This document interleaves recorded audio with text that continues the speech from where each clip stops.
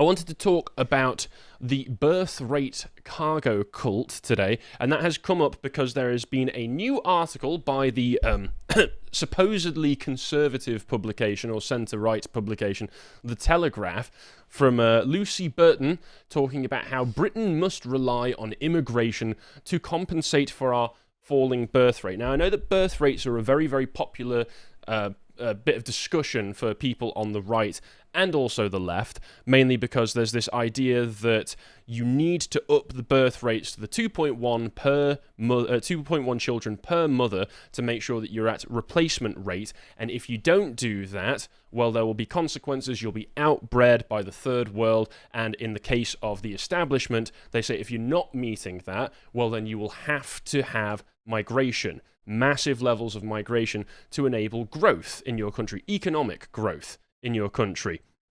And I think there is problems with both sides of those discussions that we'll get into. Just quickly, this has come out timely because it was 25 years ago, only the other day, that the UN published the replacement migration report. Yes. So it's interesting timing that this has come out now. It is very interesting timing, and it does seem, as with everything, to be somewhat coordinated, because the woman who published the report that talks about this, Sarah Harper, has had she's an expert on aging, and she's had positions in the UN and other large global organisations. She's spoken at the World Economic Forum, as you would expect, and she's also had some very interesting positions that she's taken previously on whether it's good or bad that England has a below replacement level fertility rate. But I'll mention that in a minute. First, though, you should go onto the website and buy some merchandise. You wanted Islander 3, you thought you could get hold of Islander 3. Well, if you got one already, good for you. If not, they're all sold out. Too bad. You'll have to wait till next issue. Islander 3, never coming back. You missed out. But you can still take the opportunity to get an Islander t-shirt or poster. You can get mugs. You can get all sorts of things on the merchandise website, and they will make you happy. They will fill that void in your life, that bit of your soul that's been missing. What you need is a bit of Islander merchandise, and that will make everything better. That is not a guarantee.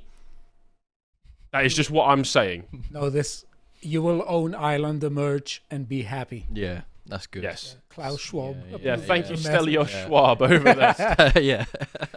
There is a lot happening in the world at the moment, as we appear to be on the precipice of paradigmatic change, both in Britain and the United States, and indeed the rest of the world. Dramatic realignments are happening both at home and abroad, and if you are a politically informed person, which I assume you are since you're watching this, then it's important to have a comprehensive view of the facts. We have found Ground News as an invaluable tool to keep abreast of developments.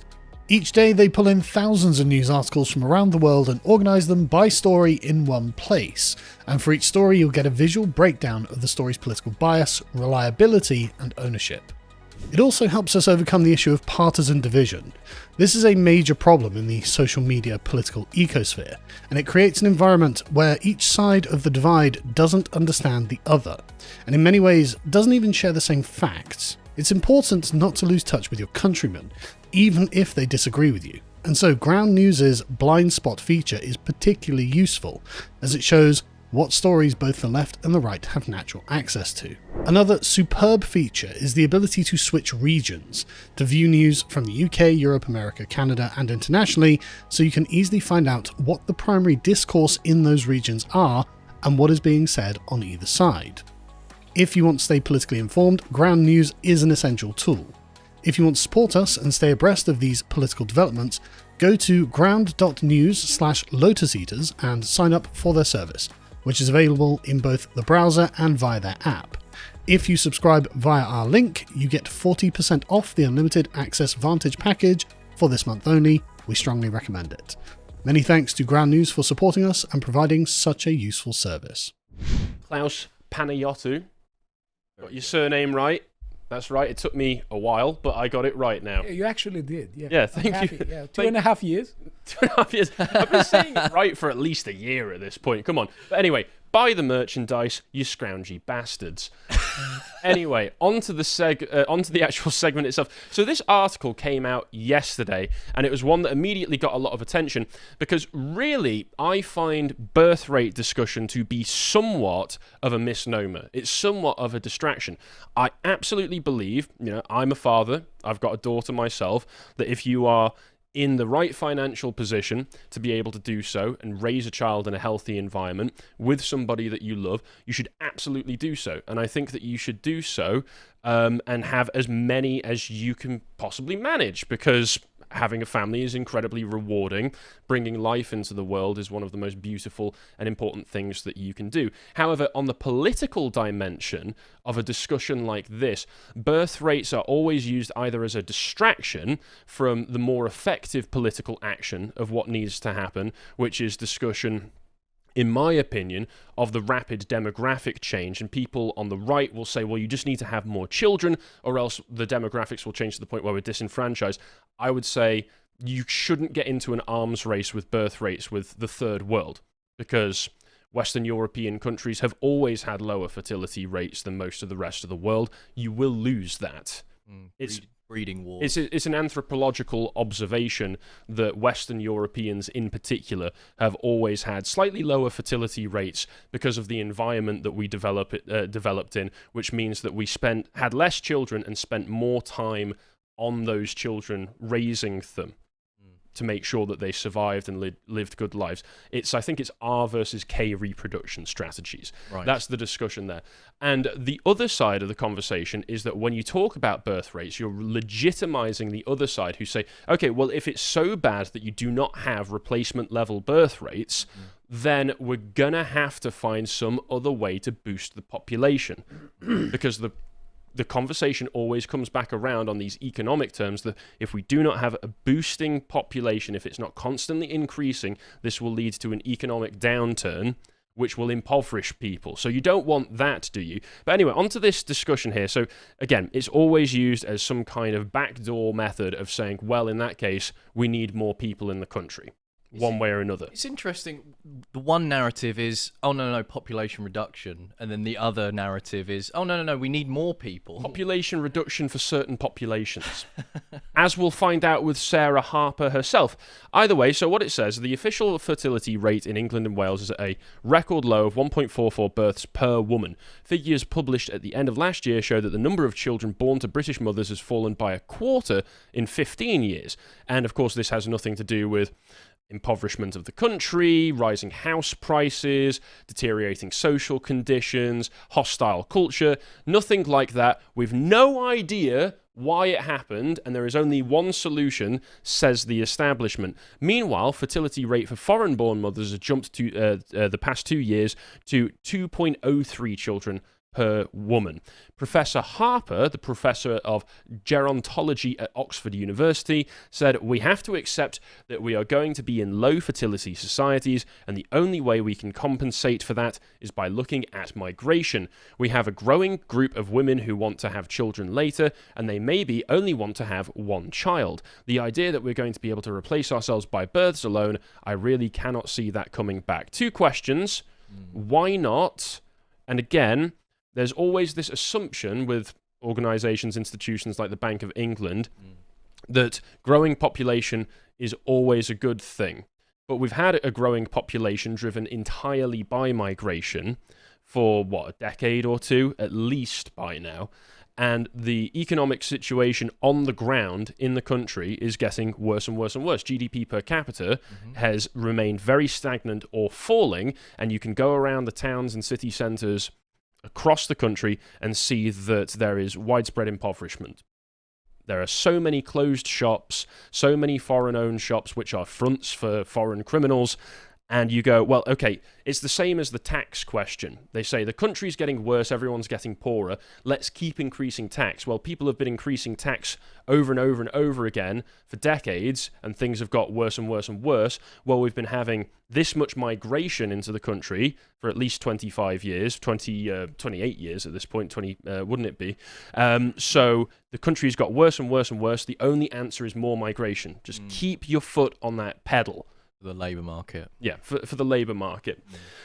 And it doesn't really make any sense to me. The aging expert said that there had been a generational shift as a lot of women who would have previously believed that to be an adult and female was probably to have children are now reconsidering this. So there has been a change in the culture, and we can only guess as to why that might be. Please do not refer to anything like US aid payments to foreign NGOs that like to spread leftist propaganda around Western nations and the rest of the world, if I'm perfectly honest. We've also got this particular graph here in the article saying the fertility rates at a record low, and you can see it was already on a downward turn when it gets to about here, when the Abortion Act comes into force, but then you see an even greater acceleration of that dip. So we have the baby boom.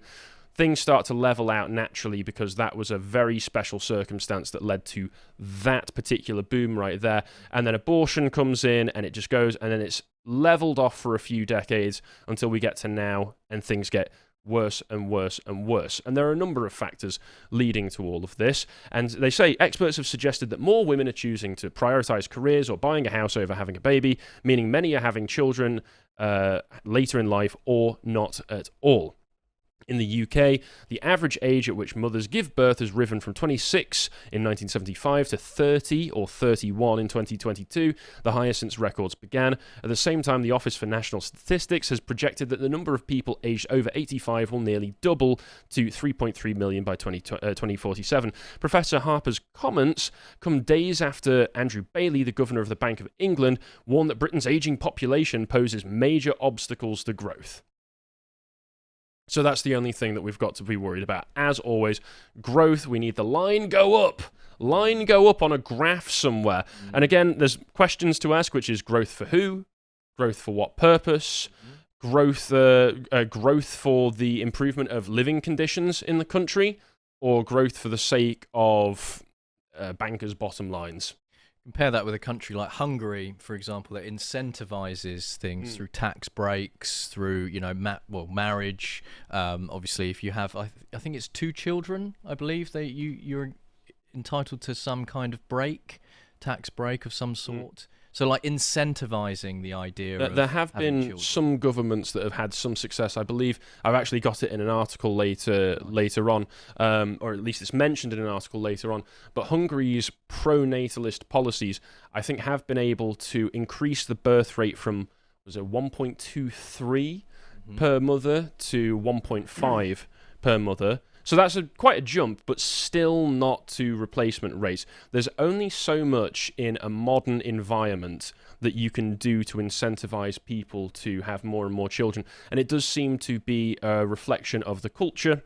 It does seem to be a reflection of feminist priorities, wanting women to be out of the home if you make instead it of raising cool children. To have kids, like, and the culture is, no, just don't worry about that. You can, There'll be a number of other things as well, access to contraception and abortion, and then there's going to be things just like general contact with globalized, liberalized culture, even in the third world, as I'm going to mention in a few minutes, does seem to have this effect of reducing birth rates. But as I'll get onto in a minute as well, the actual process of increasing diversity in countries also has a negative effect on birth rates. So it becomes a self-reinforcing cycle. And on that, it's interesting that Sarah Harper here is talking about how we need migration because the birth rates are too low, implying that birth rates being low by themselves is a bad thing. Well, if you go on her Wikipedia page, which talks about all the things that she's done, being part of the UNECE Population Unit, which is a UN institution. She's spoken at the World Economic Forum, global advisor on aging populations to the international bank HSBC, someone who's actually got quite a decent amount of influence by the sounds of it. Well, it goes to the bottom, and in 2023, she told the Daily Telegraph that a falling birth rate in the UK would be good for our planet. She thinks it's a good thing that the high-income, high-consuming countries of the world are reducing the number of children that they're having. So evil, man. What changed? Well, it depends on the population she's talking about, doesn't it? It's bad when European nations have enough children to replace themselves because, white man bad, I suppose. But as a solution to that, you still need to have an increasing population in these countries to keep the economic wheels spinning. So you're going to have to import all of these hostile foreign populations who, by themselves as well, are net tax drains and do not contribute economically to this to the countries. Speaking of European countries, I think that the whole way that Europe is treating this problem turns it into a self-fulfilling prophecy, because what they're doing is that they're looking upon several trends and they think that these trends are going to last forever. So for instance, they're saying women right now give birth to an average of an older age, let's say 35, and they assume that this is going to keep happening forever, that it's never going to change. It's fundamentally mistaken. Demographic predictions are notoriously fallible. So when they're saying that in order for us to retain the replacement rate, we need influx of people, well, the question is where do these people come from and what are they doing? And frequently they come from countries where they are, let's say, low skilled. They don't have much education and they are low skilled. And very what happens is cultures as well. What happens essentially is that we have a huge influx of low skill people that drives wages down. And by driving wages down, it becomes incredibly more difficult for, let's say, common people who aren't, let's say, the rich of a society, to procreate, raise a family, and end up thinking that maybe that's a good idea. So that's a self-fulfilling prophecy. Whether they intend it or not, that's the effect that is happening. It's incredibly more difficult for the native population to raise families. But also, there are several assumptions there that are mistaken, such as, for instance, a reduction in population is always a bad thing. It isn't.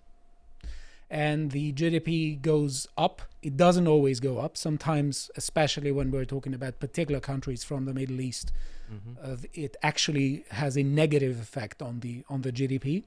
Even if it doesn't go up, if it doesn't go down and it increases, the question is how many people is it going to be distributed towards? So GDP is one thing in absolute terms. GDP per capita is a much better term to see how the common person is represented in the overall domestic product. They're doing.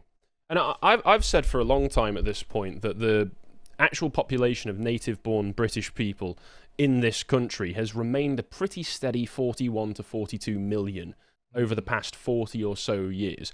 If the population remained at that kind of level, because we're rapidly reaching, I think the figure in the Telegraph article is 72.5 million by 2032.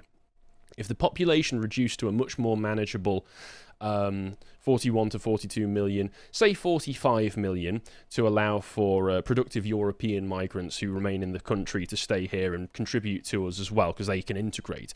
I don't see how that would be a bad thing at all. The infrastructure would have an incredible load taken off of it. The NHS would actually probably be fit for purpose to a better extent under a population of that size. The roads would be clearer. There would be less competition for wages, meaning that people would have better livelihoods. There would be less competition for land, houses, businesses, business property. People would be able to open up their own businesses much easier. I don't see any negative side effects to it at all personally, outside of the Bank of England and other large GDP-based institutions scaremongering about it.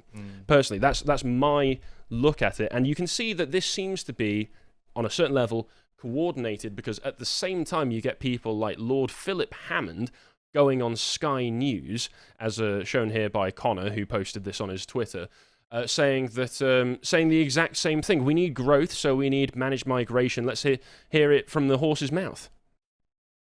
Deliver the effect, the growth effect, there will have to be some additional managed migration. We will need more workers, possibly only for short-term workers, but we will need more foreign workers in order to deliver the homes and the infrastructure that the government is proposing to build. And politically, that's going to be very challenging. And if I was the government, I think that's where I'd be focusing my attention now, persuading the public that over the next 4 or 5 years, in order to deliver all this growth promoting infrastructure and house building, we will need to bring in some foreign construction workers, albeit for a limited period of time. Okay, so the country's going to pot. How do we fix it? Keep doing the same thing that we've been doing accelerate for it. 28 years, but slightly more. This time it'll work. And as Connor points out in here, the Office for Budget Responsibility doesn't believe Labour's promise 1.5 million new homes will decrease house price inflation because at least 1.5 million migrants will be added to Britain over the period that they are built. So you're bringing in more people to solve the problem that is constantly being caused by more people constantly coming into the country. Self-perpetuating cycle of BS. You know, if I didn't know better, I would say that there was something malicious going on here.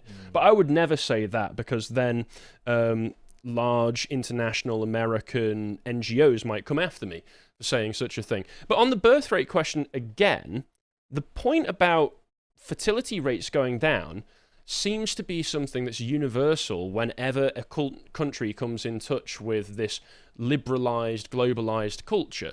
Like, this is an article from the Imperium Press from almost 3 years ago now, actually, called "The Third World is Going to Cop It," where he looks at fertility rates across the world, across different populations, and sees that this trend of reducing fertility rates is pretty much universal. So he says, I collated data across many studies and came up with the following rates of fertility decline by race over the same period. So Jewish populations had a decline of 17%, 1.8 to 1.5. Muslim populations had 15%, 2.3 to 2.0. Hispanics, 12%, 2.11 to 1.87. Black populations, 9%, 1.88 to 1.71. And whites actually had the lowest rate of decline in that time at 7%, but they started off pretty bad already, from 1.66 to 1.55. And he carries on, even Africa, by far the continent with the fastest growing population, is starting to show the effects of global liberalization, particularly in urban centers. Kenya's total fertility rate of 3.4 is still a lot higher than any Western country, but it is a decline from 4.8 in the years 2009 to 2019, which is an enormous decline in fertility rate if you take it in total percentage.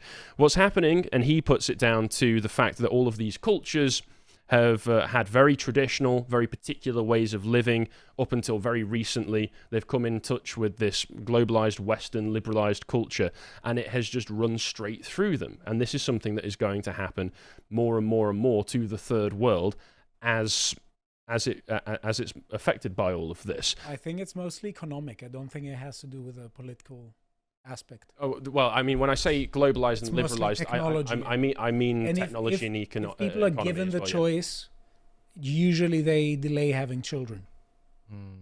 Yes. I mean, when they aren't when they aren't in very strict environments that incentivize them to have children. I mean, cultures. And it's in this article that he mentions Hungary as well, and he says that, you know, they've improved the fertility rate, but it does seem there to be an upper limit on that.